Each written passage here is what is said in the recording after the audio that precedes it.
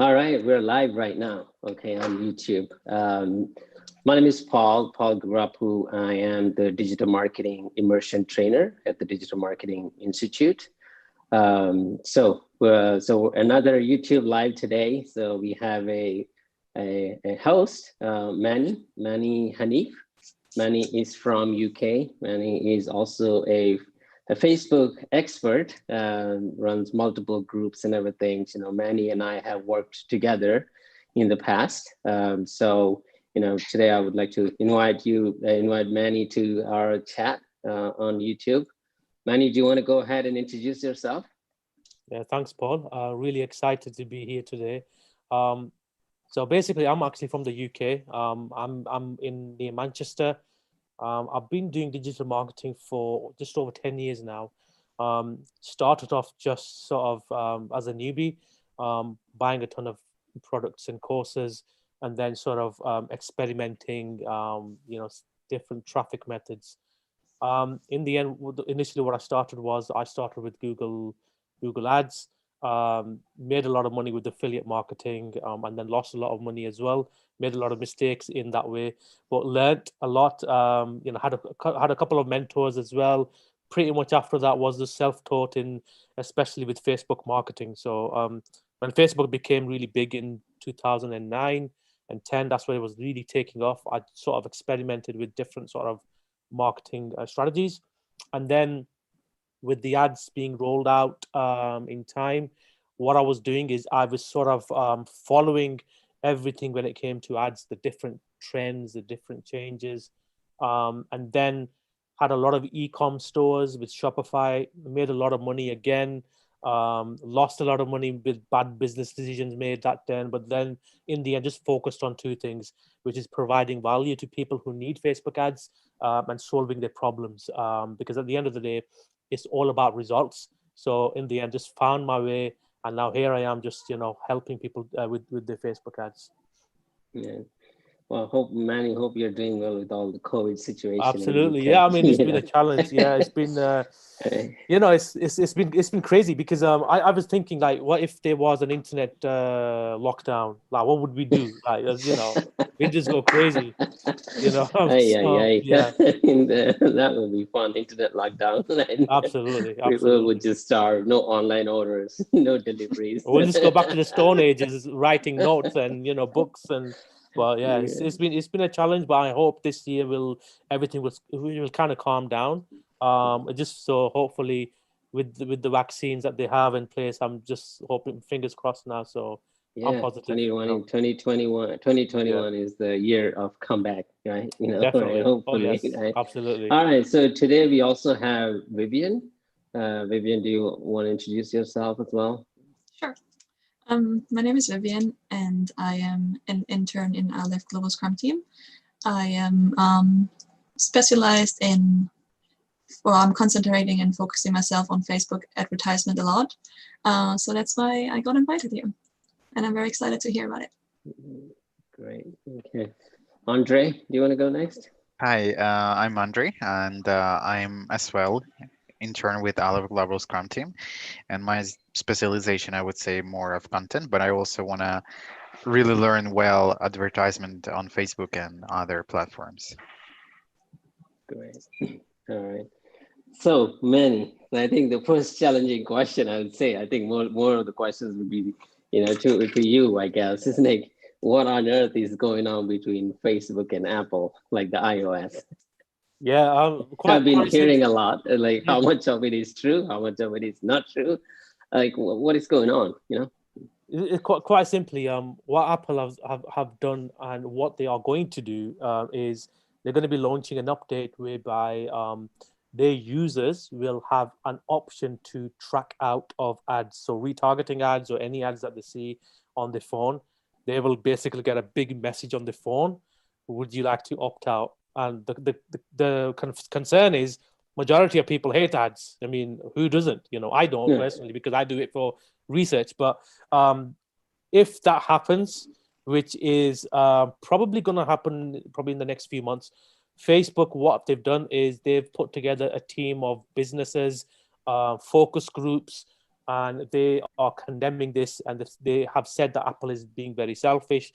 So there's a bit of confusion. There's a bit of battles going behind the scenes. But the main concern is business owners, small businesses are going to find it challenging. There's a lot of fear. But on the positive side, it's still early days to sort of speculate. But what I'm hearing from a few people close to Facebook is they have backup plans in place should that happen. So yeah, that's strange times at the moment in terms of that. Sure. So this would impact all the iOS users, right? iPhone, iPad, Mac. Right? It's looking like that way because the iOS users, from my research, when I've run ads, majority of purchases and sales have been from iOS users as well. If you take that portion of the market away, you're just leaving the Android users, and you don't, just want to neglect one segment of the market. So it's going to be challenging times ahead. If it happens, then it's going to be interesting to see at the end of this year in the fourth quarter to see has that really impacted performance of ads. If it does happen, then I think there will be tools in place from Facebook side to improve the user experience for ads, and perhaps there might even be less costly to business owners to advertise on Facebook. So it could work as a beneficial. That's interesting. I just wonder what Apple's strategy is. Are they really helping the customers? Are they really, is something, a conflict going on between Facebook and Google? Apple. So, we don't know, right? Like all internal. Yeah, what's happening is at the moment is with Facebook putting down a lot of petitions, they have appealed to a lot of business owners pretty much all over the world to put together the petitions, lobby, Apple, write to them, express their concerns that this is going to have an impact on the business, because COVID-19 has already put a lot of businesses, put them out of businesses, like local businesses, brick and mortars, because what they've done currently right now, the situation is with a $50 budget, a hairdresser can literally get people to the shop. They can run an ad for a few days. A car rental business can have $100, $200. They can get people through the door straight away. If that doesn't happen, if you take that away, and then you take off the majority of the iOS users away, then it's going to basically be very, very, harmful in the long term. So pretty much, I think, that's the main fear at the moment. So as a marketer myself, I'm pretty much anticipating as well, which I think, it's not good. It is not looking good at the moment. I hope there's an agreement in place at some point that they can find a leeway so it doesn't come down to sort of the fallout at the moment. Fingers crossed. Right. Yeah, absolutely.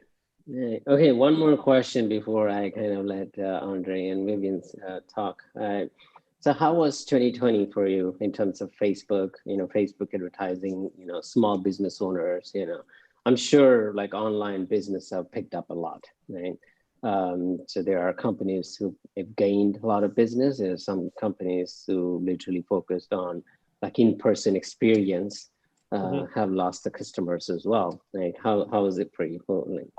Surprisingly, 2020 has been great for ads side of things in Facebook. The only downside is, and this was dominated in a lot of groups as well, was the banning of ad accounts. Now, I lost a few ad accounts, but luckily for me, I had a lot of backup ad accounts. Now, what Facebook has done, because of the elections that took place in the US, there was a lot of accounts getting banned for no reason. So what that happened was people could be spending $100,000 a month on Facebook ads, and they're still getting shut down. They could be following the guidelines. They could be still getting shut down. Apart from the ad account bans, it's still been great in terms of getting results from Facebook. Yes, the costs have slightly increased, and they do every single sort of year. But on a positive note, the results have still been good ROIs. And the one thing that really separated everything from the rest was campaign budget optimization was an option. So in the past, it was going to be mandatory. with campaign budget optimization in place, Facebook gave people a choice. You can either use it or you can just run ads at the ad set level. So which was really cool. All right, cool. Thank you, Manny. Appreciate that. Welcome. Okay, so I have a question. As you know, someone who's been with Facebook since basically the beginning of it, what future do you see for Facebook? What introduced me to Facebook? No, I said as someone who's been with Facebook since 2009, as you said, like what future do you see with it? I basically see this is one of the predictions I made 5 years ago. One of the predictions I made was Facebook will be a search engine like Google. And what's happened? Last year, 18 months ago, and they started rolling out the search feature, and they started offering that as a platform, which means people are searching for products on Facebook. Now, in the past, people are on Facebook to connect to people, connect with the audience. What you see now is people are typing in things like, buy mirror, buy wooden frame, buy shoes. And then when they do that, they either get hit with ads or they get hit with results from groups, marketplace groups. That's one of the predictions I made. The other thing is Facebook is going to go into a lot of advanced augmented reality ads, which they have been experimenting in beta stages. They're going to take that one level further. I think we're going to see a lot of holograms emerging. Mm-hmm. A lot of phones have built-in technology that allow you to have holograms. So that means in the comfort of your room, you will have a person pop up on your screen, and they'll be pitching a class to you. They'll be pitching a product to you. They'll be pitching a local workshop takes place. It'll come in the form of a hologram through your phone. So I think in terms of technology, positive. I think Facebook is only going to grow because you've got YouTube ads from Google. You've got Pinterest ads. They are growing. You've got Twitter ads. I think but with Facebook, in terms of the growth, I think they still have a large market share in terms of ads, despite the problems with the iOS updates and the bans and the little costs that are increasing, and obviously the privacy conflict that happened a few years ago with the Cambridge Analytica scandal. I think it's still very relevant today. Mm-hmm. Yeah, I mean, the Facebook marketplace, it's been growing. Like I'm one of the customers. Like last year, I actually bought a Jeep on Facebook. Yeah, me too. Literally, I was searching for a Jeep because I already have a car. It's like, hey, like for summer, I wanted to drive a Jeep. It's like, okay, I was looking for it.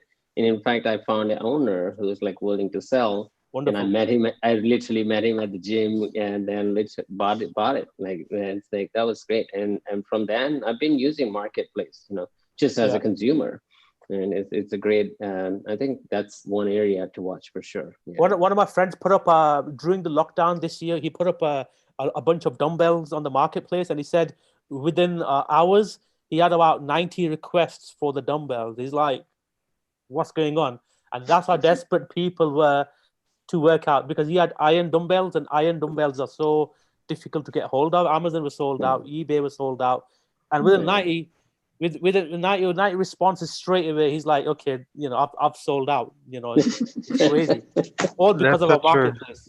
I've been selling a bike like for gym, and I sold it in 10 minutes on Marketplace. Wow. It happened like 3 months ago, and I sold it in 10 minutes. Mm-hmm. So it's really Marketplace is really one of the things that I'm using the most on Facebook, I'd say. Sure. And I don't know, I'm not using anything else but that. Awesome. I have a question as well. Like, since you were like in the e-commerce business and also affiliate, do you have a specific niche you like specify on? When I was running an e-com business at that time, I had a general store selling all kind of products. But then what happened is I got an idea in my head that maybe it's good to target one section of the market. So in the end, what I did, I partnered up with another person, and we used to sell a lot of hunting equipment, so binoculars, a lot of camping equipment, and we were aiming at the American market, and we ended up doing 100,000 on that store. Literally, it wasn't a brand, because if we did build a brand, it would have been even better. But because we had sort of limited sort of skill in building a brand, and just we were just running a store selling the products. I think it's better to sort of focus on one segment of the market as well when it comes to e-com or whatever you do, because if you do a general sort of approach, everyone else is doing the same thing and it can get kind of sort of crowded. But if you're focusing on one specialist area, you can become the dominant person in that. And the key to do that is having a brand, having a skill set. Those are two of the main sort of attributes that you can possess to, get yourself from here to there. Mm. Hope that answers your question, because in terms of when I was doing Shopify, that time the cost was so low with Facebook. Like literally, you could run an ad on $5 a day and get amazing ROI. I used to sell a lot of t-shirts on Teespring, but then I'm like, what if it's my own sort of brand? What if it's my own store? Like why am I sending traffic to X amount of website and then getting commission? So it all boils down to sort of doing your own thing, but at the same time just focusing on one aspect of the market, which really will help you. That makes sense as well, because you can target your audience better as well, right? Oh yeah, I think so. I'll give you an example. So for example, one of the t-shirts that we were selling were for real estate people, and it was like a funky, catchy t-shirt slogan, and then we remember doing about $4,000 in sales with about just less than $1,000 ad spend. We literally crushed it, and it's because of the fact that we're just a specialist area, and then people just responded like wildfire, because not many people were doing t-shirts in that market alone. So yeah, it's worked really well. Yeah. That's a great input right there. You said like focus on one product, like one focus area. I think there's one simple example that I can think of, like in Dallas. Like Dallas has a lot of like Asian population. I'm sure you know that too. Like people selling ethnic wear, like saris and like the Indian outfits. Mm-hmm. There's one lady. She just basically runs a Facebook shop at home, and she puts all the products online on Facebook. And because of the community and because of the target audience that she has, because she has this highly specialized like wedding type, saris and all those like, all the Indian, women wear and all that. So she's been doing amazing. Apparently that has, she's a housemaker, but apparently she's the breadwinner right now. Everybody's like, even the husband quit the job and basically they're like importing stuff from India and other places, and now they're actually selling like wedding dresses, and all those things. So, awesome.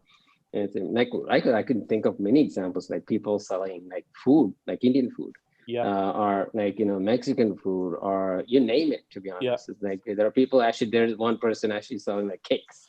Like she specializes in baking, just cakes and everything. And most of their business, they don't even have a website, right? They actually don't have a website. They put the products out there. They open up the Facebook page and just like consistently putting out there and just reaching out to that target audience. I guess it's working well for them. Awesome. Brilliant. Weight loss is also like evergreen niche. What is your thought on weight loss? Weight loss is a very interesting market because number one, it's always been competitive, but the way to sort of do well in the weight loss niche is have an angle. With every product that I used to put out is have an angle around it where what are you focusing on? Like, are you targeting, mothers over the age of certain age? Are you targeting pregnant women to lose weight? So when you have an angle around it, it becomes much clearer rather than just say, oh, X amount of people who want to lose weight between 30 to 65. Or you can target people who are in a 9-to-5 job, people who are stressed and burnt out from that job. There. And one of the things that you can target right now is probably people who are stuck at home working during the pandemic.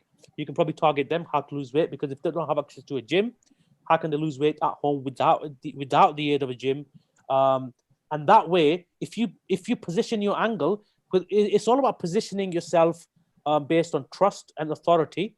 And if you position your angle on that way, and then you hit the pain points in the market, then you've got the attention. You've got the attention with an ad. And it'll say, oh, are you fed up still, at home, struggling to get access to the gym? you can, focus on an online course, get all the materials, and it'll be step by step. And then people are much more responded to that, because number one, they can relate to it. And number two, they end up becoming accountable for whatever they want to achieve. If they invest in something, they'll start taking action, which I find a lot clearer. Makes sense. So Manny, you told us just about the Facebook training that you're offering, right? So I'm assuming that's all online, right? So e-learning or. Yeah, absolutely. So basically, it's all online. I've put together courses and training videos, which basically teach people A to Z on running effective Facebook campaigns. And what I like to do is, from time to time, I like to sort of update the aspects of Facebook. So any changes that are made with Facebook, for example, they made a recent change where you can have a lot of text on your images. Before, it was the 20% text rule. That's actually changed now. So you can have a lot of text on your images and run it as an ad and still get really good engagement. So stuff like that, I like to sort of point that out in the training. So how many courses do you have? Can you tell me more? Like, I don't know if you have to shop. Yeah, I've actually got 2 main courses on Facebook in the last recent 18 months that I launched. One is Affiliate Clicks Academy. So basically with Affiliate Clicks Academy, is if anyone is looking to promote affiliate offers and directing traffic using Facebook, then that is the course for them. And the number 2 is just a general Facebook ads course for course creators, business owners, consultants, who want to sort of leverage Facebook and generate a lot of leads, generate sales, and run highly converted ads. What I find that if you cater towards different people on the different skill set levels for Facebook ads, then it works a long way. So for example, you mentioned cake makers. There's a ton of cake makers out there in the UK right now, but not many are even leveraging Facebook ads because number one, they don't know how. So if I launch a course tomorrow that says attention cake makers, are you a cake maker in the UK? Are you even running Facebook ads? I know they'll take notice because as what I've found is if you focus on one segment of the market, whether you're offering Facebook ads course, they'll respond better. So 2 of the main courses, it just helps people, decide which one is for them. So if it's for people who are affiliate marketers and they want to make commission selling other people's products, that's the course they can purchase. Right. Yeah. And I also noticed that, in general, even the digital marketers, like the team here, instead of focusing on a lot of types of our audience, I would say it's like, hey, you should, if you are a digital marketer looking to start up, you need to have like one focus area. Now you need to target one focus. It's like maybe target doctors, like target physicians, that's your niche. Right? So you just focus just on them. All your audience, all your customers should be just doctors, mostly doctors or, physicians or somebody in the medical field. And I think, that kind of, that's the way to kind of develop that unique strategy for yourself as a digital marketer. I think, yeah, it's basically, if you do it that way, you can literally build up your brand that way. And then you can be known as the expert in, running ads for doctors, running ads for chiropractors, and become dominant in that area. What I find is because there's a big market out there, I think the fear for many people is if they become a specialist in one segment, they're neglecting other things. They're neglecting X, Y, Z. But to be honest, there's a big market out there. I mean, there's millions and millions of people, doctors, dentists, chiropractors that need someone to sort of run effective ads for them. And then you'll find is that even now over the last 7 days, I can't stop going about this app called Clubhouse. I connected with so many people on Clubhouse from different skill set levels. People who just connected with me on Clubhouse, they're on Instagram and they're like, oh, hey, I'm a real estate guy. I need someone to run ads. I just heard you speak on Clubhouse. Let's connect. And I'm like, wow, this guy is connected with so many other people who are realtors. You can bring me business. So I think it's really important to position your offer and find your main sort of audience, who you're going to be catering to, what person are you going to be solving the problem for? Because if you look at it from a problem point of view, You're there to solve their problem and their pains.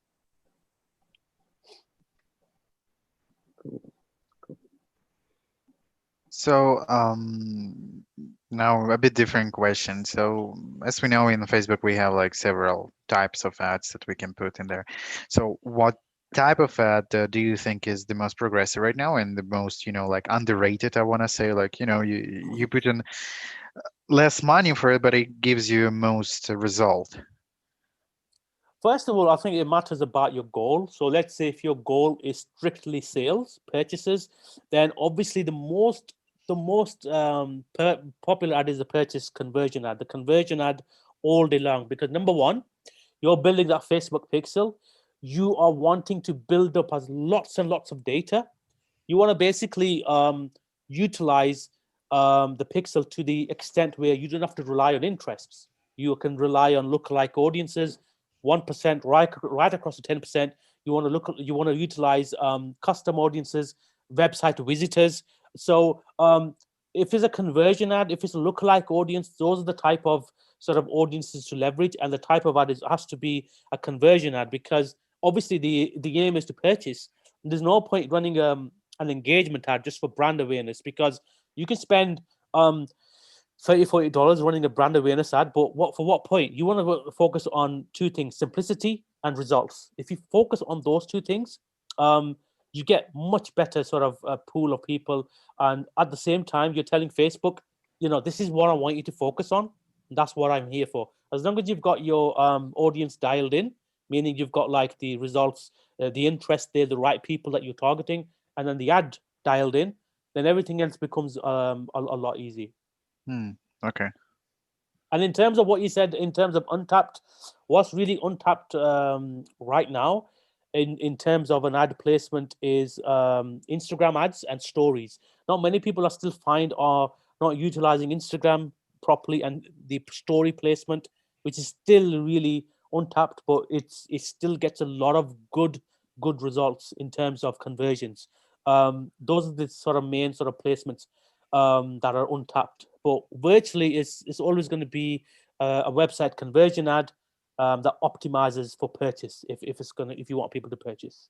I'm surprised. I see I would say I see more ads on Instagram right now more than on Facebook. So what you just said is kind of surprising to me. I mean, when you're running an ad on Facebook, Facebook gives you an option to show your ads on Instagram. What I do, I just show my ads on all the placements now, because if you asked me 2 years ago, where do you want to show the ads? I'd say I'll show my ads on the Facebook feeds only. That's it, mobile Facebook feeds. But now what I do, I show my ads on every single placement, because number one, why? Facebook Pixel is so advanced that it will leverage all these placements and serve your ad to a placement that is most likely to convert. So if you're getting a lot of conversions on mobile, on an Android, then that's going to happen. If you're getting a lot of conversions from Texas as a state, and then you're going to look at the data and just focus on the people of Texas. So that's what I like to do. I like to do a lot of testing, but I like to let Facebook be in control, because I'm always certain that Facebook is so advanced now that it's got the capabilities to give you the better results. So whether it be Instagram, whether it be stories, we can't make that decision. It all depends on the market, because the market decides, Facebook decides who the market is in terms of who's going to respond better to your ads. And in Facebook, we're entering into an auction. So the auction on Facebook is so competitive. That's why you have to really stand out and nail down your audience. Okay.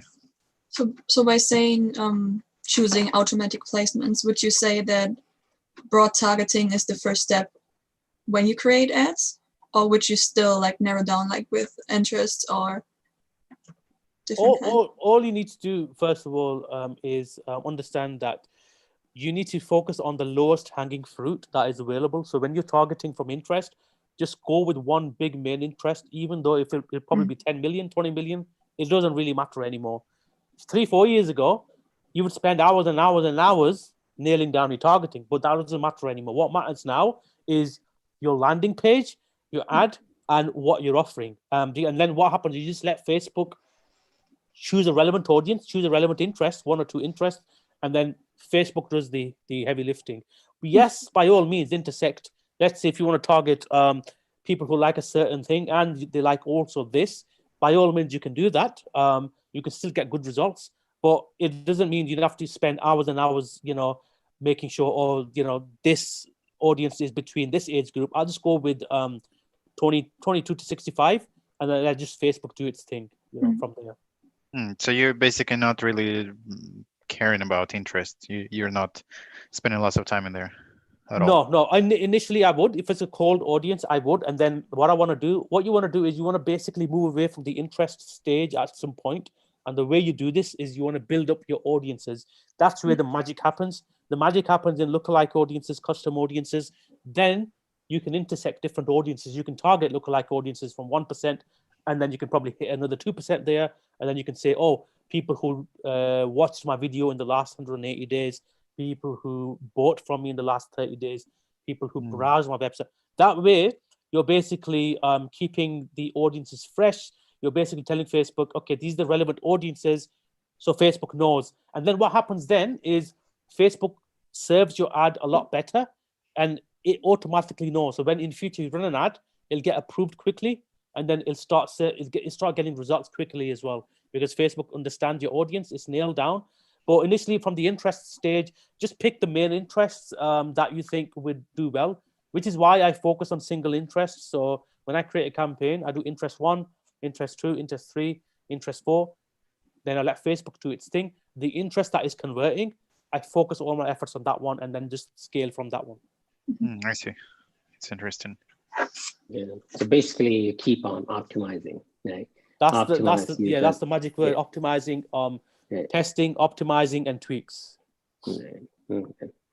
That's very, very, very, very interesting insight.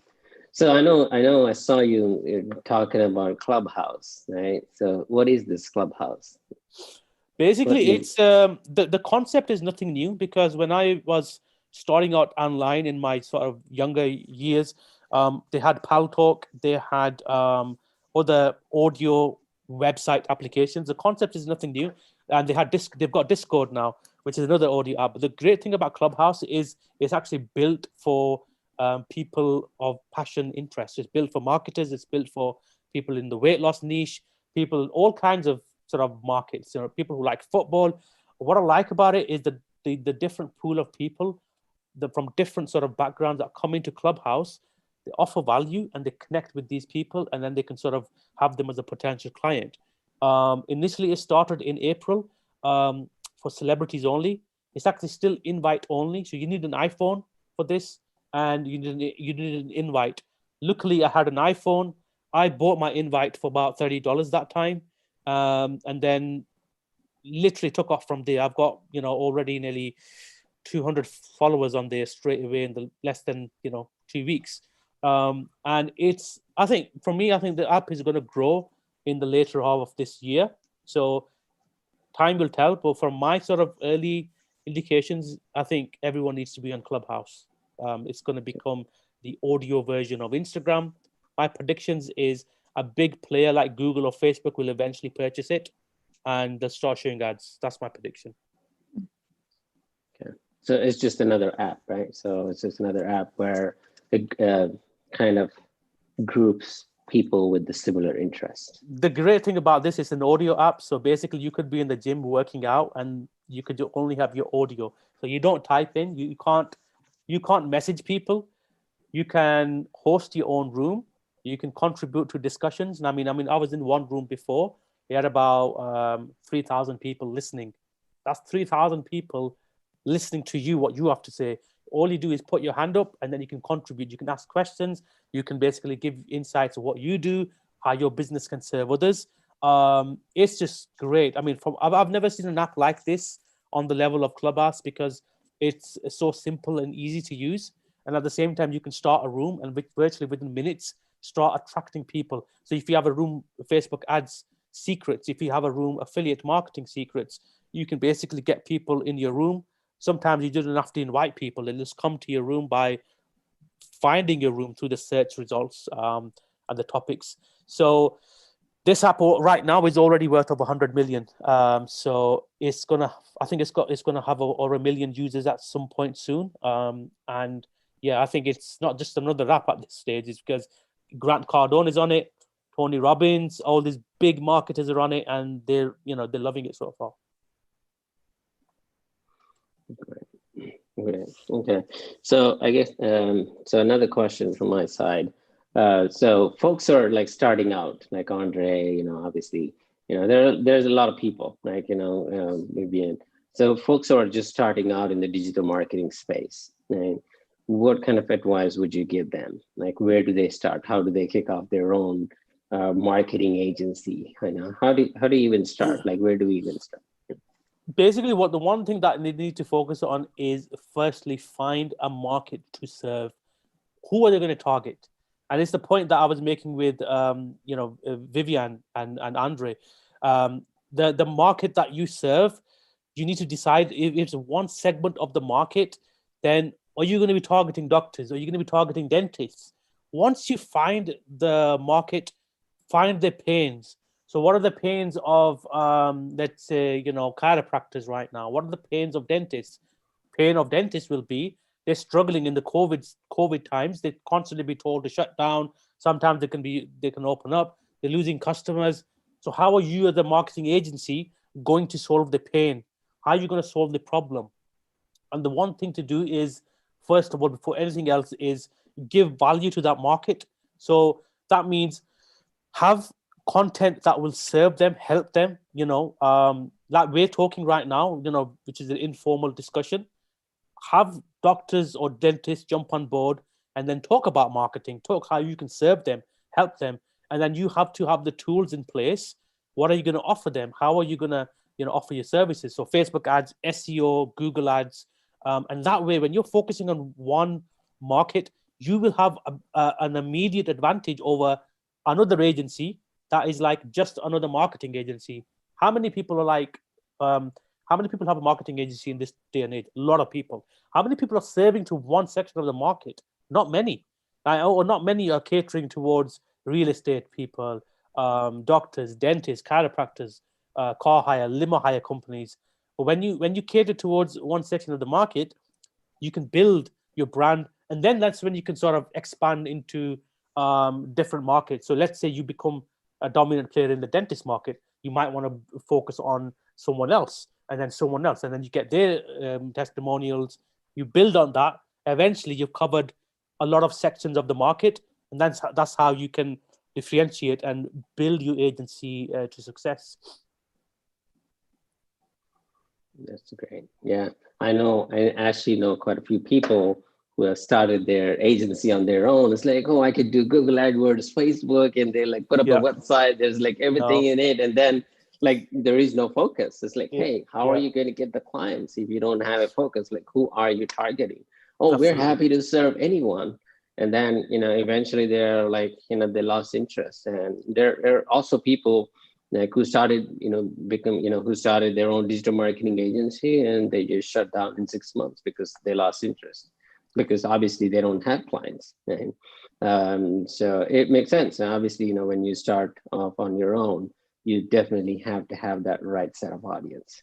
I think the all boils down to also having a long-term vision and have a team, because when you eventually build a team, you can become the web designer, you can become the SEO guy, Google ads, but you know what, you can't do everything. I mean, I for myself, I'll have to pay someone to write articles, because I hate writing articles.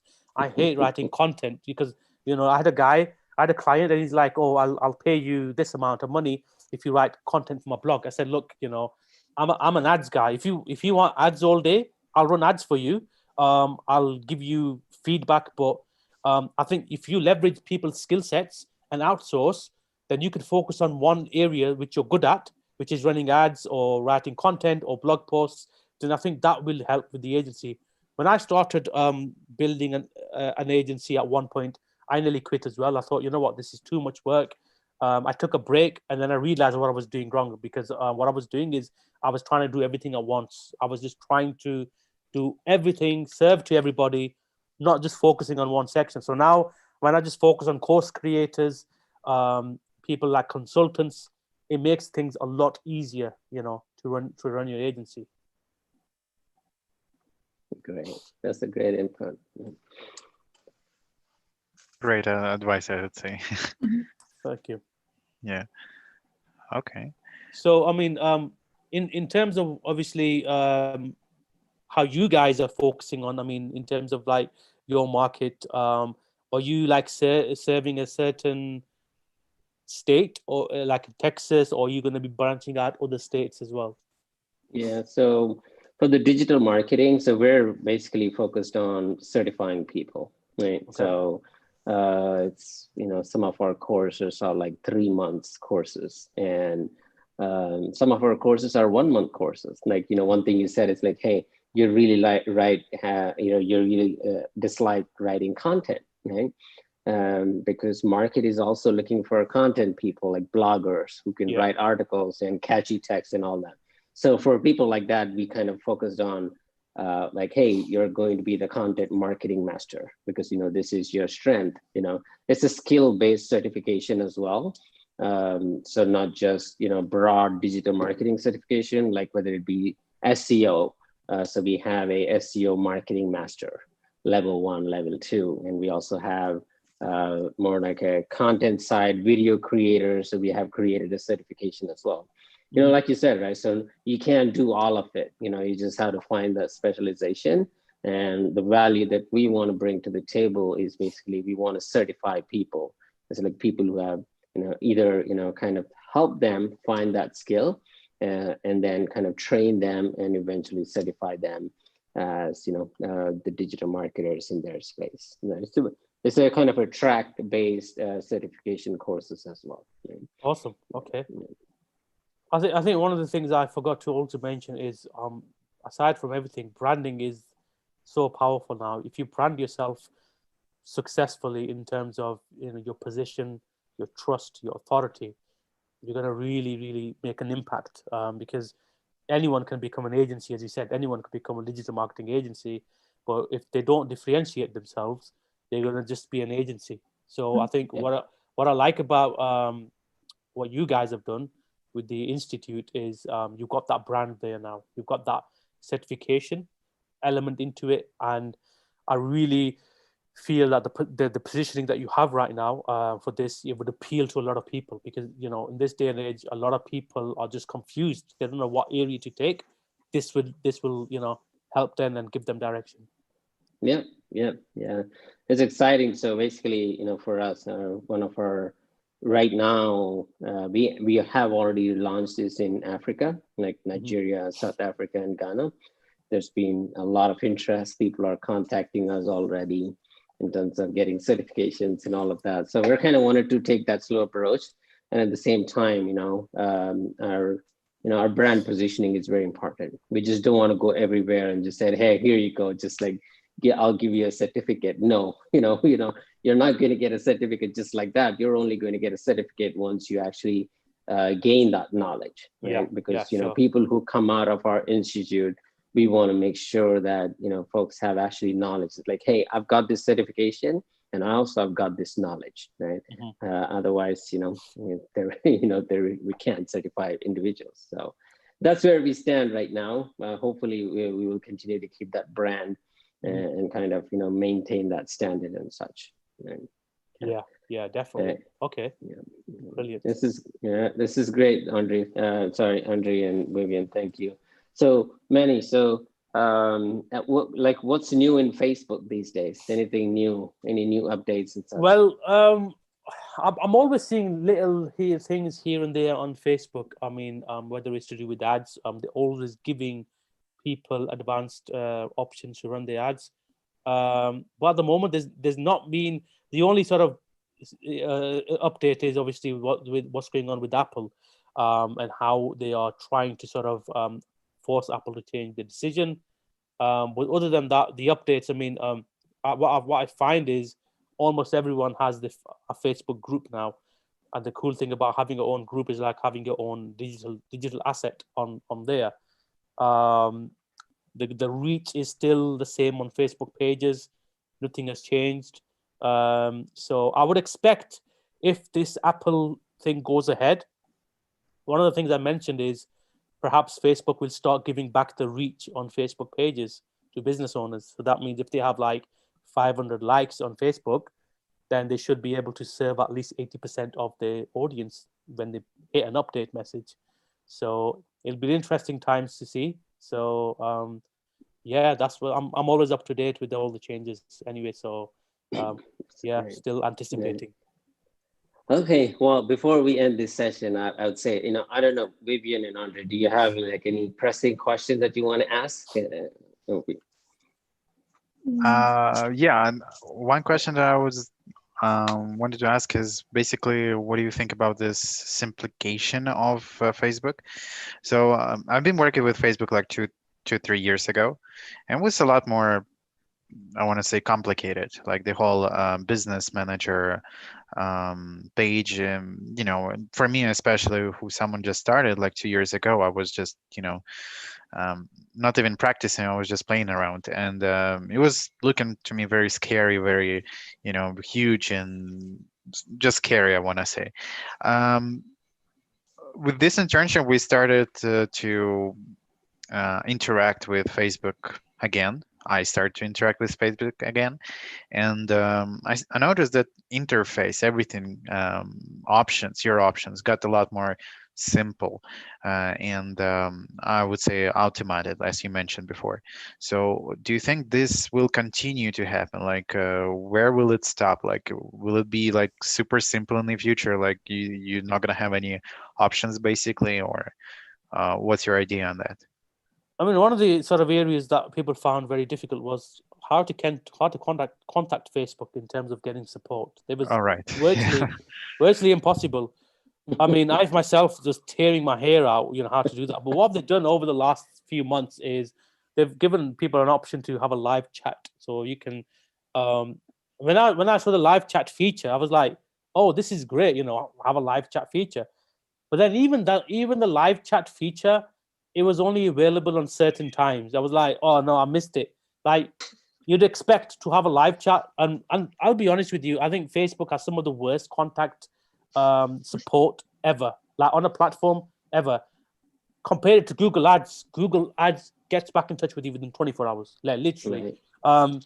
So with that being said, I hope this changes, because we used to get the same with PayPal. With PayPal, support was awful. Then they started getting their own numbers for people in different parts of the world. Now PayPal is a breeze to sort of get through. You solve your problem.